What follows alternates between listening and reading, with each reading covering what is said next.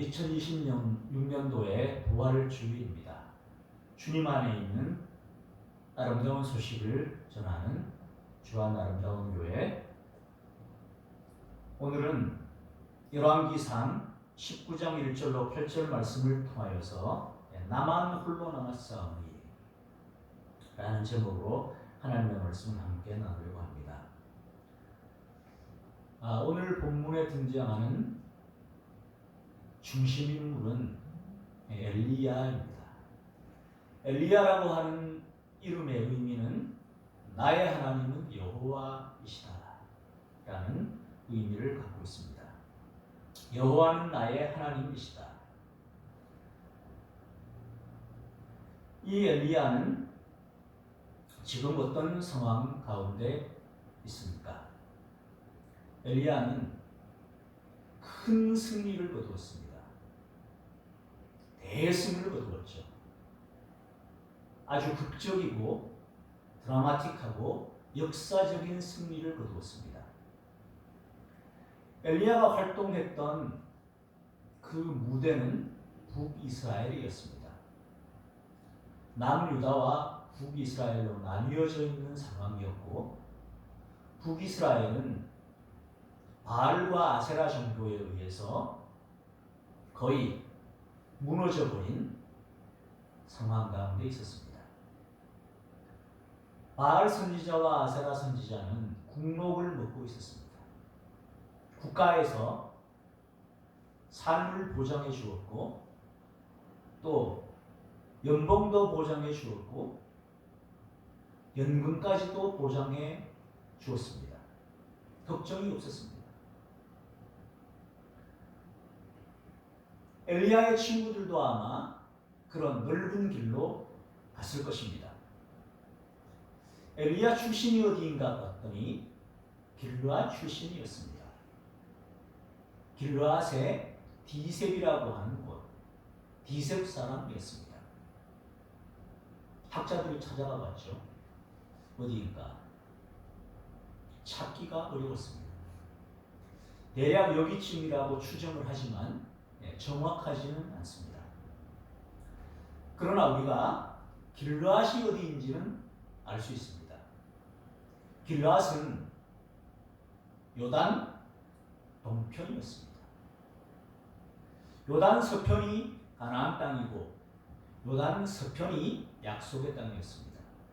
요단 동편은 약속의 땅은 아니었습니다. 물론 거기에도 르벤, 갓, 므낫세 반지파, 그 지파가 땅을 분배받았지요. 그러나 하나님이 약속했던 최초의 땅은 가나안 땅이었습니다. 그들은 그곳이 목축하기에 좋다고 하여서 그곳을 모세에게 이야기해서 분배를 받게 된 것입니다. 거기에 시골 출신입니다. 한마디로 도시 출신 아니고 누구나 알만한 그런 가문 출신도 아니었던 것 같습니다. 왜냐하면 부모님에 대한 언급이 일체 없습니다. 보통의 경우에 이스라엘 사람들이 자신을 소개할 때 혹은 상투적으로 쓰는 표현들이 있죠. 누구의 형손, 누구의 증손, 누구의 손자, 누구의 아들, 누구, 이렇게 소개를 합니다. 이를테면 예레미야 같은 경우는 아나도 출신인데 족보를 쫙 얘기를 하죠. 그러니까 대대로 예언자 혹은 선지자 집안이었던 겁니다. 그런데 아버지에 대한 언급이 없는 것으로 봐서는 당대의 부름을 받은 것이 아닌가 우리는 생각해 볼 수 있습니다.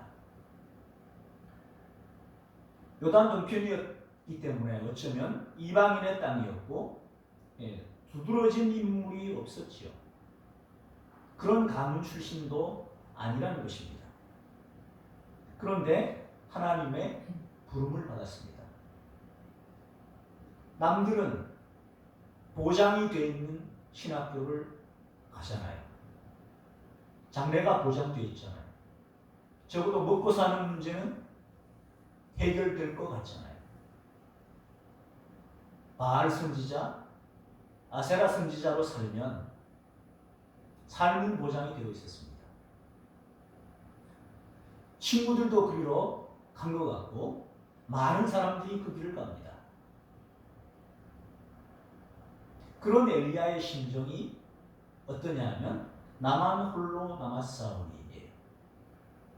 그래서 열왕기상 17장부터 이하 쭉 읽어보면 엘리야가 굉장히 많이 하는 말 가운데 나만 홀로 남았사오니, 오직 나만 남았는데, 이런 얘기를 굉장히 많이 하는 거예요. 외로운 거예요. 외로움과 두려움으로 점철되어 있는 거예요. 극심한 외로움과 극심한 두려움 속에 살았습니다. 숫자에 있어서도 비교되지 않고, 그래서 부름을 받아서 하나님의 말씀을 선포했습니다.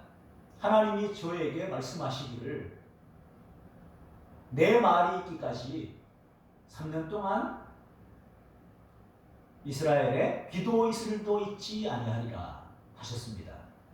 그 얘기를 하고는 하나님이 그리 시내 가라고 하셔서 그쪽으로 도피하여 갑니다.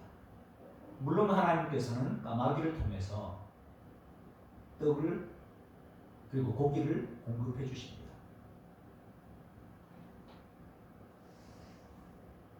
하나님이 역사하지 않으시면 살아갈 수 없는 삶을 엘리야는 살았습니다. 그럼에도 불구하고 엘리야에게는 늘 따라다니는 것이 있었는데 이 사람의 트레이드 마크가 뭐냐 묻는다면 외로움이었습니다.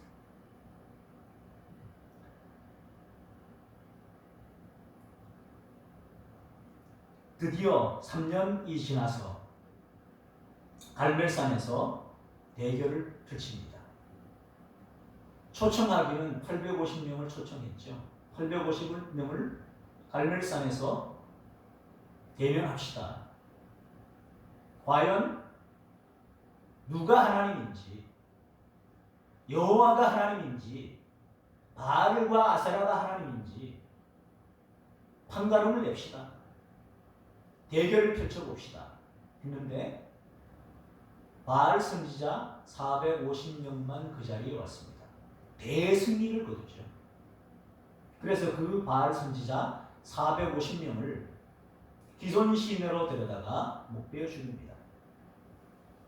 대결 방식은 하늘에서 불이 내려서 재물을 사르는 신, 그분이 하나님이다 해서 대승을 거두었고, 이스라엘 백성 앞에 바알 아세라 그 이방 선지자들 앞에 하나님의 살아계심을 드러내 보인 사람이 엘리야였습니다. 하나님의 살아계심을 목도할 수 있도록, 체험할 수 있도록 해준 사람이었습니다. 바알과 아세라 그리고 여호와 사이에서 머뭇머뭇거리는, 혼합주의에 물들어 있는, 그렇다고 해서 여호와를 아예 버린 게 아니에요. 절기를 지키고 형식적이긴 해도 그렇게 살아갑니다. 그런데 바알이 천둥의 신이고 농사의 신이고 아세라도 부귀와 풍요를 갖다주는 신이라고 하니 그 신도 섬겨야만 정착생활 가운데서 부유하게 살 것 같은 거예요. 그래서 혼합주의예요. 같이 섬기는 거예요. 저걸 믿어도 손해나는 일은 없을 거 아니야. 하나님만 믿어서는 안 될 것 같고, 저 신이 부귀와 풍요를 갖다 준다고 하니 그 신도 섬겼던 것입니다. 그런 백성들을 향해서 단호하게 말했습니다. 너희가 어느 때까지 둘 사이에서 머뭇머뭇하려느냐 하면서 불이 내려서 재물을 사르는 신, 그가 바로 하나님이시다. 그 백성들에게 하나님을 드러내 보여준 선지자가 엘리야였습니다. 그리고 말씀드린 바와 같이 바알 선지자 450명을 붙잡아서 기손 시내에서 제거했습니다. 그리고 엘리야가 다시 기도했을 때에 그 땅에 비가 내렸습니다. 3년 동안 내리지 않던 비가, 문제가 해결되었죠. 그 사람이 엘리야입니다.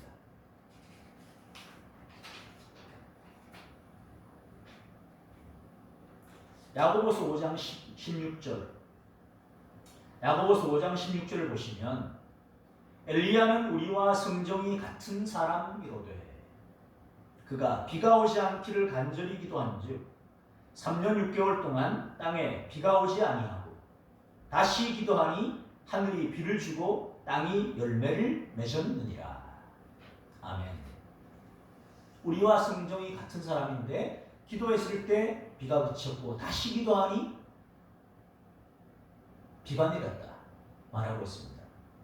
우리는 엘리야는 굉장히 위대한 사람이고 믿음으로 말하면 우리는 그의 발뒤꿈치를 쫓아가기도 힘들 것 같다는 생각을 합니다. 그 부분으로 볼 때 그러한 면이 있어 보이는 것 같습니다. 그런데 그런 대승리를 거둔 후에 극도의 외로움과 두려움에 시달렸다는 것입니다. 때는 이세벨에 의해서 바알 종교가 득세하는 시대에 부름을 받았고 대승을 거두었습니다. 그러면 하나님으로부터 큰 상급이 와야 되잖아요. 백성의 존경을 받고 하나님의 살아계심이 드러났으니 아합도 이세벨도 하나님을 믿는다든지 이런 변화가 있어야 될 것 같습니다. 자, 그런데 오늘 19장 1절을 보면 아합이 그걸 다 본 사람이에요. 왕입니다. 엘리야가 행한 모든 일 그리고 그가 모든 선지자 바알 선지자 450명을 어떻게 죽였는지를 이세벨에게 말했습니다. 자기 왕비 엣바알의 딸.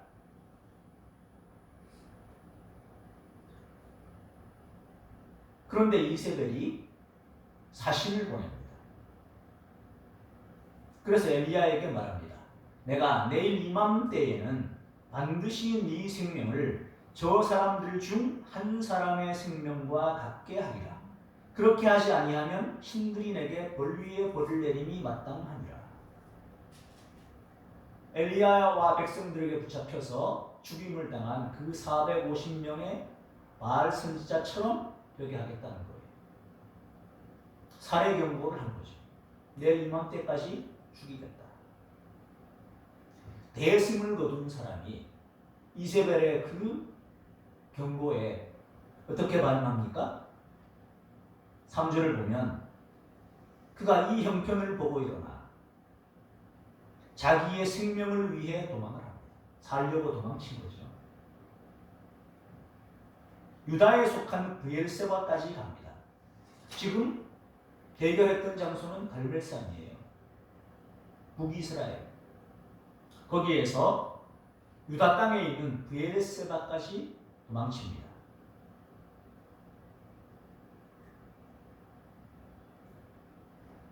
따라가는 사람은 사완한 사람. 외롭죠. 대승을 거두었고 그러면 엘리야를 추종하는 무리가 굉장히 많아진다든지 무슨 이런 보답이랄까요? 뭔가 이런 것이 있어야 될 것 같은데 없습니다. 사원 하나 겨우 따라오는 게 고작이고 그나마 그마저도 브엘세바에 머물게 합니다. 그리고는 광야로 들어가서 하룻길 치움 갑니다. 그래서 로뎀나무에 앉아서 죽기를 원합니다. 로뎀나무는 큰 나무가 아니에요. 쌀이나무 같은 나무예요. 그냥 거기 앉아서 죽기를 원하여 말합니다. 여호와여 넉넉하오니. 뭐가 넉넉합니까? 이것은 지금 엘리야의 심정이 어떻다는 겁니까? 처절한 거예요. 바알 선지자 450명과의 대결에서 하나님의 역사로 승리했고 이스라엘 백성 가운데 하나님을 드러냈으니 이제 족하다는 거예요. 이제 죽어도. 광야는 어떤 곳입니까? 생존의 어려움이 있죠. 낮에는 뜨거운 태양, 밤에는 혹한의 추위, 떡과 물 보장할 수 없습니다. 하나님의 절대적인 도움이 아니면 생존 불가합니다. 그곳으로 가는 거예요. 절망했죠. 하나님을 위해서 일했는데 내게 이루어진 것은 무엇인가? 아무것도 없구나. 하나님을 위해 일했잖아요. 하나님의 부름을 받았고 어려운 시대에 남들과는 큰 길로 가지 않았고 뭔가 보장되어 있는 길 가지 않았고 정말로 주님이 원하시는 길은 어떤 길인가? 부름을 받고 그 길 갖고 말씀 전했고 충성을 다했습니다. 그런데 이게 뭔가? Nothing. 아무것도 없습니다. 그래서 외로움과 두려움, 낙담 속에 빠진 거죠. 큰 승리를 거둔 후에 이러한 낙심에 빠지기 쉽다는 것입니다. 자, 그때에 여호와여 넉넉하오니 지금 내 생명을 거두시옵소서. 나는 내 조상들보다 낫지 못하니이다. 낫다고도 생각했을 수도 있습니다. 450명 대 1의 대결에서 이긴 선지자는 지금까지 없었습니다. 유일한 존재이죠. 선지자의 대명사 같은 존재죠. 조상들보다 좀 낫지 아니한가 생각했을 수도 있습니다. 그런데 말해요. 내 조상들보다 낫지 못하니이다. 또 우리와 성정이 같다는 면에서 엘리야도 이렇게 낙담했구나. 엘리야도 극심한 외로움을 느꼈구나. 두려움을 느꼈구나. 공포를 느꼈구나. 이 시대 가운데 경제적으로 어렵다고 하는데 어떻게 살아가야 하나. 우리도 막막할 때 있고 질병 앞에서 마음이 무너질 때가 있고 엘리야도 우리와 성정이 같은 사람이에요. 무너졌습니다. 자, 그런데 그래서 자포자기 상태에서 로뎀나무 아래에 누워서 잠자고 있습니다. 이제 죽어도 차라리 저를 데려가시면 좋겠습니다. 자, 그런데 천사가 찾아왔습니다. 어루만져 줍니다. 그리고 그에게 말합니다. 일어나서 먹으라. 보니 머리맡에 그냥 떡이 아니에요. 숯불에 구운 떡이에요. 따뜻한 떡이에요. 그 떡과 물이 있는 거예요. 한 병 물이 있는 거예요. 먹고 마시고 다시 먹었어요. 천사가 어떻게 해요? 먼저 어루만지는 거예요. 그 마음을 어루만지는 거예요. 외로움, 두려움, 낙심, 이게 뭔가? 나보다 주님 일에 충성을 다한 사람 어디 있는가? 딴 사람들 다 늙은 길로 알아주는 것, 사람들한테 인정받는 길, 그런 길 같고, 그런데 나는 온전히 주님 부름받아서 그 일에 충성 다했는데 대승리도 거두었는데 하나님이 살아계신다는 걸 드러냈는데 나는 무엇인가? 그 마음을 천사가 어루만져 줍니다. 먼저 영적으로 해결해 주는 거예요. 하나님의 해결이 천사를 통해서 이루어지는 거예요. 먼저 그 마음을 어루만져 주는 거예요. 그리고 육의 양식을 공급해 줍니다. 방전된 인생에 에너지를 공급해 주는 거예요. 어루만져 주고 달래주고 회복시켜 줍니다. 또 누웠습니다. 천사가 또 와서 말합니다. 또 어루만집니다. 또 어루만져서 회복시킵니다. 마음을 어루만지고 일어나 먹으라 하면서 또 떡과 물을 공급해 줍니다. 그러면서 말합니다. 일어나 먹으라. 네가 갈 길을 다 가지 못할까 하노라. 목적지가 어딥니까? 그래서 일어나 먹고 마시고 음식물의 힘을 의지해서 40주 40야를 가서 하나님의 산 호렙에 이르게 됩니다. 어떤 은퇴한 목사님께서 이제 성 출신이었거든요. 성 출신.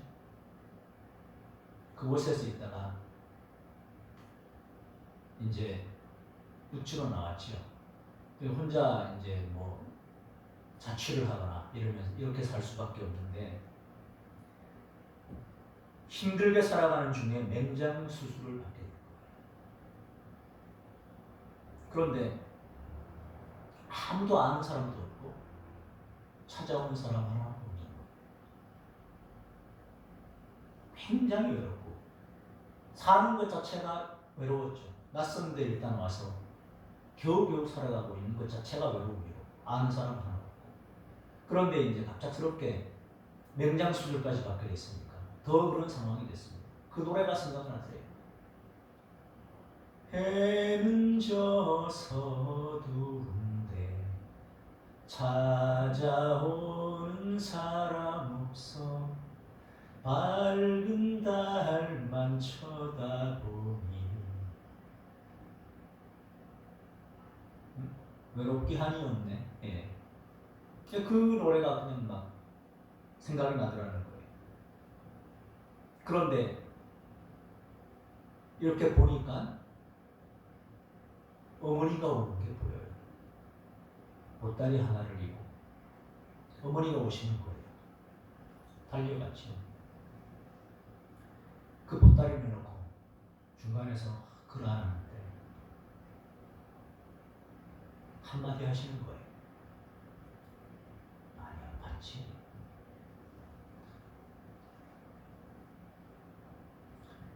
그 눈물이 왈칵 쏟아졌다고. 아파서 나오는 눈물보다 그 외로움의 눈물이었다고 말씀하셔요. 극심한 외로움 때문에 나는 그 눈물이었던 겁니다. 엘리야의 상황이 이런 상황이었습니다. 나만 홀로 남았다는 거예요. 그래서 나중에 이제 우리는 이후의 이야기를 일부 알고 있습니다만 나중에 하나님의 산 호렙에서 세미한 음성 가운데 하나님이 말씀하시죠.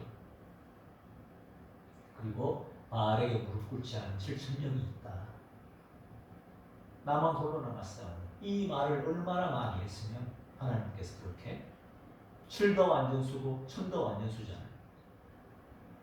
하나님께 무릎 꿇지 않은 엄청난 완전한 하나님의 백성들이 숨은 백성들이 있다.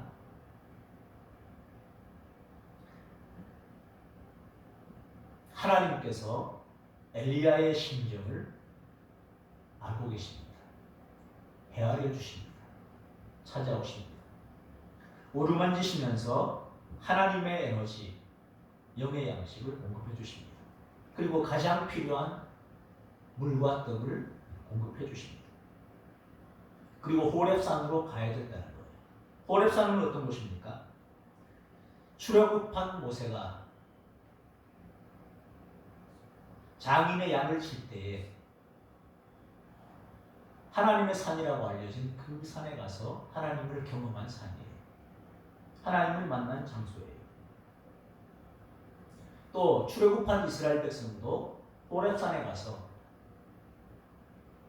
머물면서 하나님으로부터 물론 모세가 대표해서 받지만 하나님의 율법을 받은 곳입니다. 사람은 어떻게 살까요? 물과 떡만 공급받는다고 살아갈까요? 하나님의 말씀을 들어야 삽니다. 하나님을 만나야 살고 하나님의 말씀을 들어야 점프할 수 있습니다. 하나님을 만날 수 있고 하나님의 말씀을 듣는 곳이 호렙산이에요. 그래서 하나님의 산으로 가는 거예요. 열흘이면 갈 수 있어요. 40주 40야를 가요. 훈련과 연단도 있었다는 거예요. 그만큼 몸과 마음이 지쳤다는 거예요. 여호와의 천사, 하나님께서 천사를 보내서 어루만지시고 물과 떡을 공급하면서 하나님이 인도해 가신 거예요. 우리의 외로움과 절망을 아시고 찾아오시는 하나님을 이 대목에서 우리는 만날 수 있습니다. 가장 필요한 물과 떡을 공급하기 위해 하나님은 찾아오십니다. 하나님을 만나야 삽니다.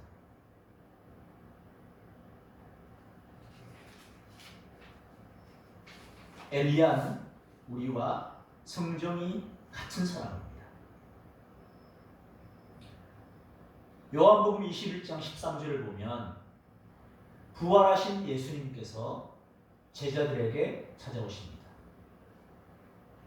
제자들은 예수님께서 부활하셨다는 소식을 들었음에도 불구하고 또 도마까지도 부활하신 주님을 만나고 나의 주님이시요 나의 하나님이라는 고백을 했음에도 불구하고 제자들은 자기들이 옛적에 하던 일, 그 일, 원래 하던 일을 위해 돌아갑니다. 갈릴리로 돌아가 있었습니다. 거기에 예수님이 찾아오십니다. 그물을 배오른 편에 던지라 하고 주님이신 줄 이제 사람들이 알게 됩니다. 베드로에게 묻습니다. 네가 나를 사랑하느냐? 그때에 구운 생선을 가지고 오라고 하셔서 드시죠. 부활하셨다고 하는 것을, 다시 살아나셨다고 하는 것을 보여주기 위해서. 그리고 떡을 가져다가 그들에게 나눠주셔요. 부활하신 주님이 그들에게 떡을 나눠주시는 것처럼 하나님은 절망 가운데, 낙심 가운데, 두려움 가운데 빠져있는 엘리야를 찾아오셔서 물과 떡을 공급해 주십니다. 정죄하지 않으셔요. 대승을 거두었으면 내가 하나님을 보여줬잖아. 너를 통해서 내가 살아있는 것을 보여주지 않았느냐. 그런데 너 왜 그 모양이냐 하지 않으셔요. 그렇게 승리를 거두었어도 낙심에 빠질 수 있고 외로움과 두려움에 사로잡힐 수 있다는 것을 아셔요. 정죄하지 않으셔요. 로마서 8장 1절과 2절은 말합니다. 그러므로 이제 그리스도 예수 안에 있는 자에게는 결코 정죄함이 없습니다. 이는 그리스도 예수 안에 있는 생명의 성령의 법이 죄와 사망의 법에서 너를 해방하였습니다. 우리는 해방되었기 때문입니다.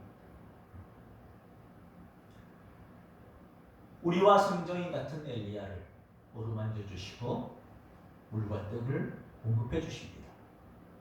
어루만져 주실 때에 이제 이러한 말씀의 능력도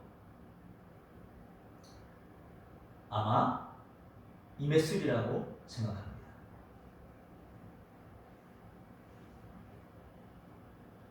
그리고 하나님은 세미한 음성 가운데서 엘리야를 만나 주십니다. 그때도 말해요. 네가 무엇을 하느냐? 쭉 자초지종을 얘기해요. 하나님과의 대결에서 오직 나만 홀로 남았는데, 내가 하나님을 위한 열심히 유배해서 하나님의 영광 위에 서라고 오직 나만 남았는데 이렇게 됐습니다. 바람과 지진과 불 가운데도 계시지 않아요. 이제 큰 역사 앞에서 했던 불이 내려서 그냥 바알 선지자를 다 멸하고 이런 역사 속에만 하나님이 계신 게 아니라 나중에 바람과 지진과 불 가운데서도 계시지 않고 세미한 음성 가운데 하나님이 말씀하셔요. 가서 북이스라엘 왕에게 기름을 붓고 왕으로 삼고 또 하사엘에게도 기름을 붓고 엘리사에게도 기름을 부어서 너의 후계자 북이스라엘 왕 아람의 왕 세우라. 일반 역사 속에서도 하나님의 역사가 흘러간다고 하고 그리고 엘리야가 아직도 할 일이 있다고 하는 것을 말씀해 줍니다. 그런 기적이나 큰 역사 속에만 하나님께서 계시지 않습니다. 세미한 음성 가운데도 계시고 일반 역사 가운데도 하나님은 계십니다. 동이라는 것은 큰 승리를 거두고 위대한 일을 하고 하나님의 계심을 정말로 체험하고 은혜 충만하게 받고 성령 충만하게 받았다 할지라도 낙심과 외로움과 절망 가운데 빠질 수 있습니다. 그때 하나님은 정죄하지 않으십니다. 달래십니다. 어루만져 주시고 회복시키시고 말씀을 공급해 주십니다. 이제 그리스도 안에 있는 자에게는 결코 정죄함이 없습니다. 그리스도 예수 안에 있는 생명의 성령의 법이 죄와 사망의 법에서 우리를 해방했기 때문이고 생명의 성령의 법이 우리를 살리기 때문입니다. 그래서 바울 사도가 말합니다. 형제들아 나는 아직 내가 잡은 줄로 여기지 아니하고 오직 한 일, 즉 뒤에 있는 것은 잊어버리고 앞에 있는 것을 잡으리고 표대를 향하여 그리스도 예수 안에서 하나님이 위에서 부르심의 삶을 위하여 달려가노라. 과거에 얼마나 큰 기적을 체험했고 과거에 기도했을 때 하나님이 죽은 사람도 살렸고 다 있죠. 그거 잊어버리고 앞에 놓여있는 것을 잡으려고 달려간다고 말씀하십니다. 생명이 있는 것은 사명이 있기 때문입니다. 우리를 통해서 이루시려고 하는 하나님의 뜻이 있습니다. 뒤에 하나님이 살아계심을 보여주고 과거에 이렇게 역사하셨던 것 기억하시고 그 하나님이 지금도 역사하십니다. 하나님이 이 시대에 우리를 부르셨고 우리를 통해서 이루실 일은 무엇인지 생각하고 그 방향으로 달려나가는 저와 여러분 되시기를 예수 그리스도의 이름으로 축원합니다. 기도하겠습니다. 하나님 아버지 감사합니다. 나는 나만 홀로 남았사오니 극심한 외로움 가운데 처절한 상황 가운데 쓰러져 있는 엘리야에게 찾아오시고 어루만져 주시고 물과 떡을 공급해 주신 하나님, 우리의 힘들고 어려운 상황 가운데 우리를 외면하지 않으시고 우리를 찾아오시는 주님, 예수 그리스도의 부활을 믿습니다. 그분이 결코 우리를 정죄하지 않으십니다. 생명의 성령의 법이 우리를 지배하여 주시고 우리가 우리를 부르심의 삶을 위하여 다시 달려갈 수 있는 능력을 공급해 주시옵소서. 감사드리며 예수님 이름으로 기도 올리옵나이다. 아멘. 167장 찬송하시면서 준비하신 곡을 하나님